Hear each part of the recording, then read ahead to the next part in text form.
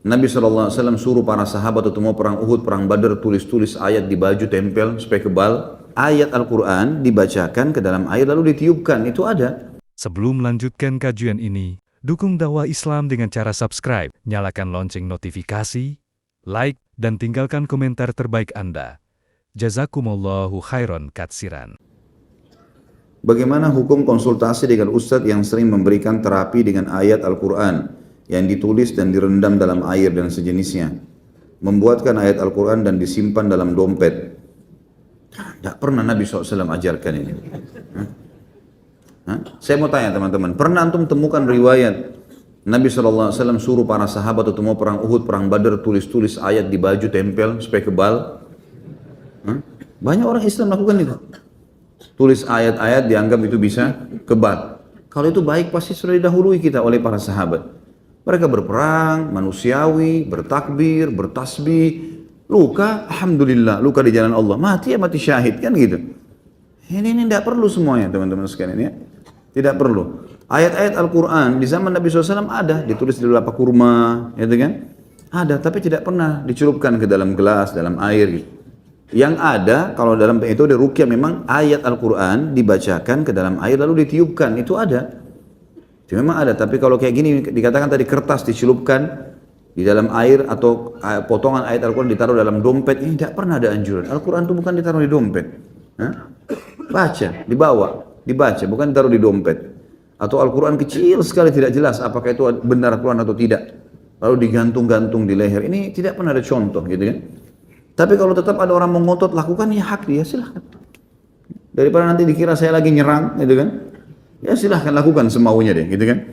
Saya mengingatkan apa yang saya tahu, lebih baik dijauhi. Karena ini tidak pernah ada contoh dari baginda Nabi SAW. Dan alhamdulillah Islam sudah jelas. Rasulullah SAW sudah jelaskan semua, maka tidak perlu kita tambah dan kurangi. Pak Ustadz, saya bekerja di gedung yang liftnya tidak ada angka 4, 13 dan lainnya. Bagaimana saya harus bersikap sebagai seorang muslim? Tidak usah diyakini, jangan ikuti keyakinannya orang yang punya building. Karena mereka anggap orang angka 4 itu angka sial. Nggak ada sial dalam Islam. Tidak ada hari sial, tidak ada waktu sial, tidak ada dalam Islam itu. Gitu kan? Yang ada hari lebih baik dari hari yang lain. Iya. Waktu lebih baik dari waktu yang lain. Tempat lebih baik daripada tempat yang lain. Itu ada. Seperti misalnya hari Jumat lebih baik daripada hari yang lain. Gitu kan? Itu jelas. Sepertiga malam lebih baik daripada waktu-waktu yang lain sepanjang hari. Mekah dan Madinah, Aqsa lebih baik daripada tempat yang lain. Itu ada. Tapi sial nggak ada. Makanya kata Nabi SAW, La tasubbud dahar. Allah SWT berfirman dalam hadis qudsi riwayat Bukhari, La tasubbud dahar fa inni dahar. Jangan pernah kalian mencaci maki atau menyalahkan waktu karena aku penciptanya, kata Allah. Jangan katakan sial. Gitu kan? Hari Selasa dianggap di Indonesia hari sial. Nggak benar ini. Jadi kalau ada orang kecelakaan hari Selasa, nah kan hari Selasa. Ada hubungannya. Kenapa hari Selasa? Pindah rumah bulan Muharram panas, nggak bisa. Bulan Muharram bulan suci. Kenapa nggak apa-apa kalau orang pindah? Nggak boleh menikah bulan Muharram. Kalau dia meninggal pas sebelum selesai Muharram, rugi kan nggak menikah? Belajarlah ilmu yang benar gitu kan. Ada syariat yang sudah jelas.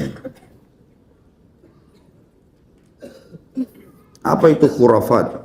Apakah benar itu adalah nama seseorang yang diculik ke alam jin, lalu setelah beberapa lama dikembalikan ke alam manusia? Dari mana ini?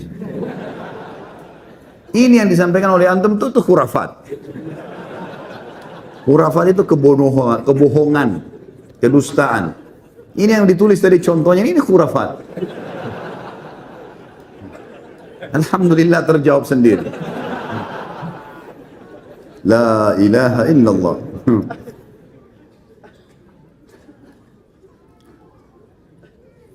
Kedua orang tua saya sudah tidak pernah tidur seranjang semenjak saya SMP hingga saya kuliah. Apakah ini perbuatan jin atau dukun?